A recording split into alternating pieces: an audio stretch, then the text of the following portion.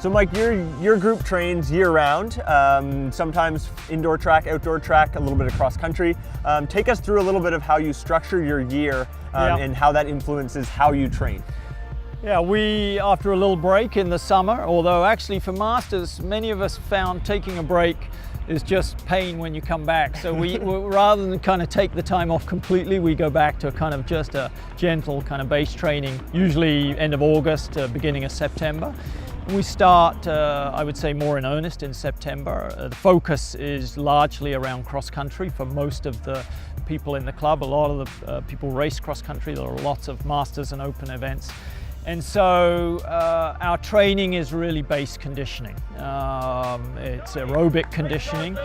So we do a lot of kind of tempo intervals with short rest, not too hard, and then gradually raising the volume, but pretty cautiously in terms of that. As we get ready for, say, the Canadian Masters Cross-Country Championships, the intensity goes up and the quality goes up. Not too much. We don't change too much at this time of year. As we get then, as a transition from kind of mid-November to February, which is when many of our athletes want to race indoors, and most of us are active racing indoors.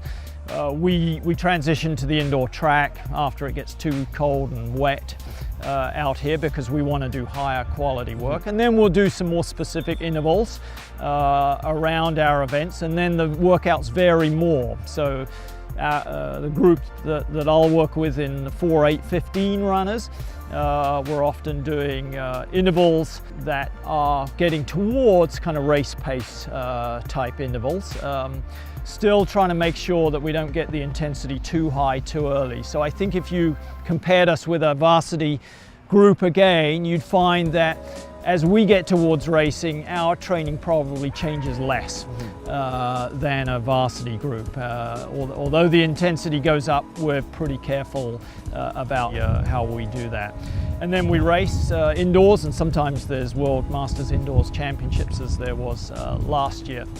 We'll come back down again in terms of base, mostly aerobic conditioning, March and April, in May, and then start racing again in the outdoor season to June, and next year it will culminate with the World Masters Championships, which are in Spain in beginning of September.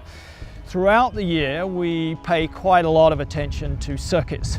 So after every workout, Paul will be hammering at us with sit-ups and push-ups and all kinds of circuits after the workout. We do that every time.